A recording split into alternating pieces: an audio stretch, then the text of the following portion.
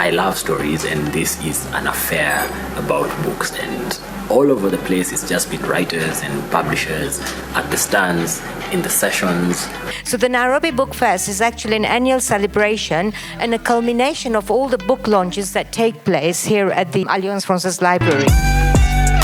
So meeting people and having to answer questions and, just seeing the excitement. Sometimes they've read me. They say, we've always wanted to meet you, so this is exciting. We're trying to sensitize different publishers, different writers, the essence of adding a layer of technology into whatever they're currently doing. It can act as a form of media for you to get into games. It can also be like an impactful thing for telling stories. The exact same way you get to create worlds in your head as you're reading a book is the exact same way that you can get into different worlds. It gives you an opportunity to make sales also for nothing because it's for free. It's totally commendable. When they give us this kind of exposure, they trust the Kenyan kind of literature. One of the things I like to do as a creative is represent African characters and African narratives in the best way and unique way possible. When it comes to pop culture, we have a lot of Western influences like Thundercats, you have Transformers with Autobots and Decepticons, but we don't have African figures predominantly in pop culture. We want to bring out the visual representative of the characters, show people they have different ways they can identify with them so they can read the characters, watch them on TV or animation, as well as buy the t-shirts. Our inaugural conversation with John Kiriamete, talking about his book, My Life in Crime. I was able to convince prison officers to bring me papers.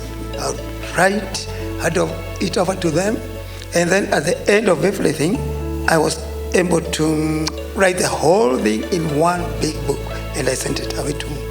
In fact, I was assisted by my sister, who is older than me. I sent the manuscript to her, and she did the rest.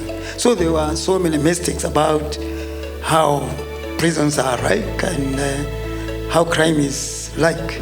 So from there, I decided I would write my real life in crime.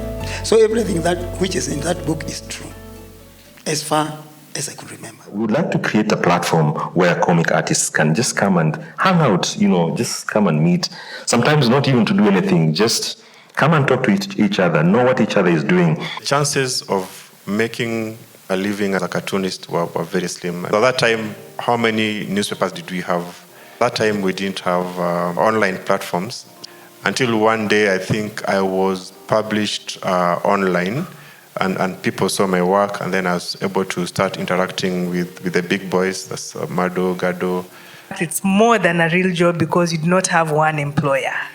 You work for multiple employers at the same time.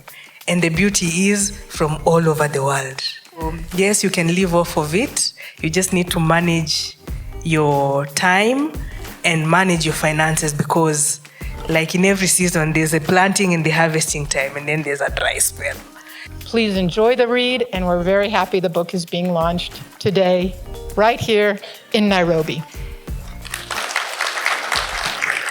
We're going to have a discussion on the future of African journals.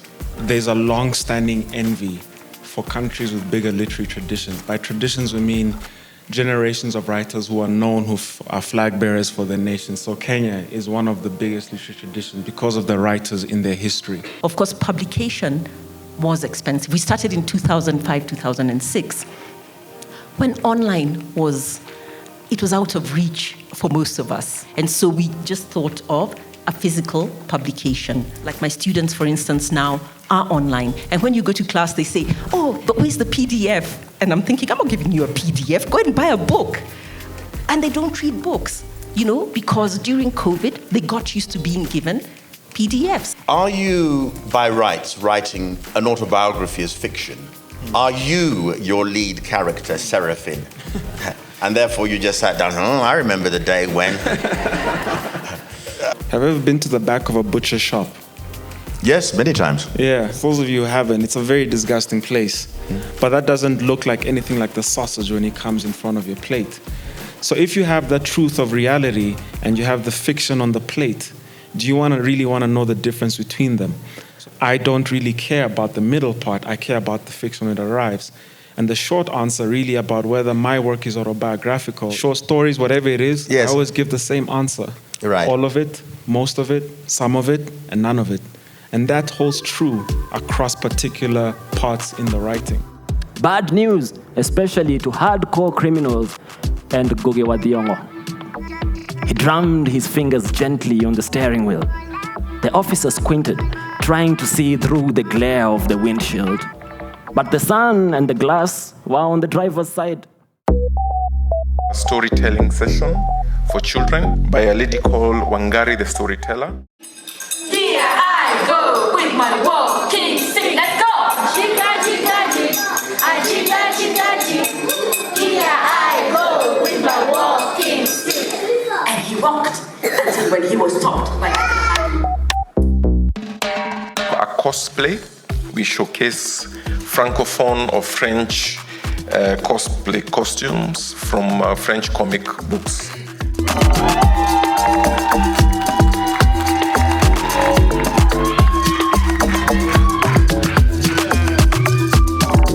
I feel this is a really good move in the right direction, not just because we get space to interact with our readers, but also because it's giving other enthusiasts who love writing, who love reading, a chance to find out that there are spaces for African stories.